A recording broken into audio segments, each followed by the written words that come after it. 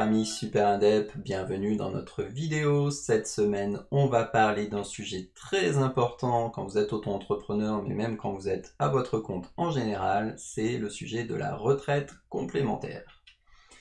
Alors, on va regarder donc le sujet déjà de la retraite pour l'auto-entrepreneur, et puis on va voir cette notion de complémentaire, donc qu'est-ce que c'est, est-ce que ça peut être intéressant? La retraite de l'auto-entrepreneur, actuellement, en gros, vous cotisez soit à la SSI, soit à la CIPAV. Alors, on a fait une vidéo sur le sujet si jamais vous voulez savoir si vous êtes à l'un ou à l'autre.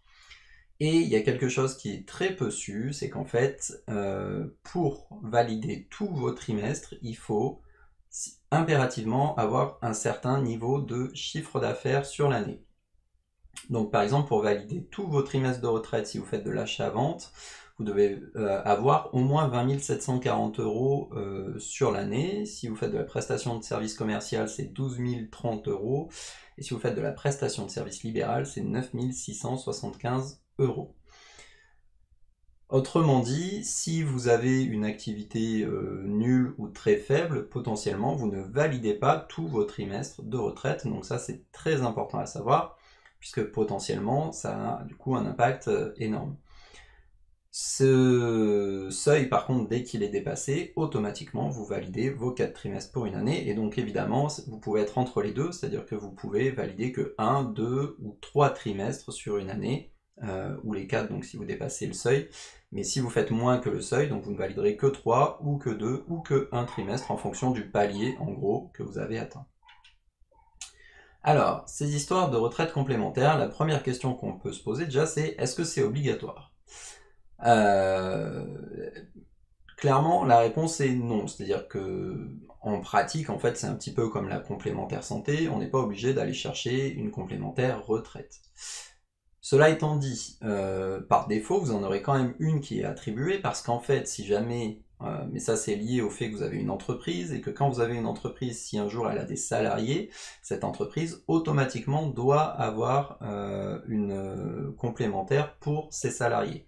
Mais du coup, bon, si vous êtes auto-entrepreneur, ça ne vous concerne pas vraiment. À la limite, vous pouvez prendre n'importe quel complémentaire ou laisser même par défaut. Dans ce cas-là, vous serez dans une caisse dans laquelle en fait vous ne payerez pas de cotisation, tout simplement.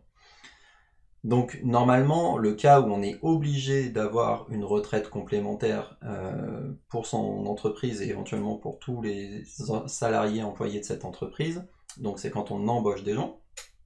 Mais très clairement, si vous êtes en auto-entrepreneur et que vous vous posez la question d'embaucher des gens, vous pouvez arrêter à peu près tout de suite la réflexion. C'est absolument pas une bonne idée, puisque en fait, ce qui va être produit comme valeur par ces salariés va rentrer dans votre chiffre d'affaires, donc c'est tout simplement pas viable en fait. L'auto-entreprise, c'est clairement pas fait pour. Donc si vous avez cette problématique-là, il faut vous poser la question de changer de statut, et pas vraiment quel est mon problème de complémentaire, quoi. Mais cela étant dit, donc un petit peu comme une complémentaire santé, ça peut être intéressant d'avoir une complémentaire retraite pour finalement avoir un complément sur sa retraite jusqu'à la fin de ses jours. En fait, ce qu'il faut bien comprendre, et c'est ça qui est très différent quand vous êtes salarié par rapport à quand vous êtes à votre compte, c'est que quand vous êtes salarié, vous avez forcément, comme on vient de le voir, puisque vous êtes dans une entreprise, vous avez forcément une complémentaire qui est payée par votre entreprise. Quand vous êtes à votre compte, du coup, c'est pas forcément le cas.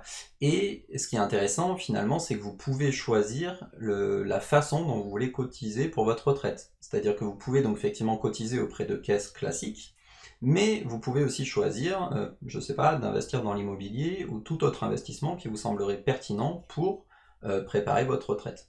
Donc en gros, vous avez la possibilité de faire en gros comme un salarié, mais vous avez aussi la possibilité de vraiment gérer comme vous le préférez votre retraite et vos investissements pour votre retraite. Donc en général, le plus pertinent, c'est d'essayer de mixer un petit peu tout, un petit peu d'investissement, un petit peu de complémentaire pour avoir une retraite à peu près garantie.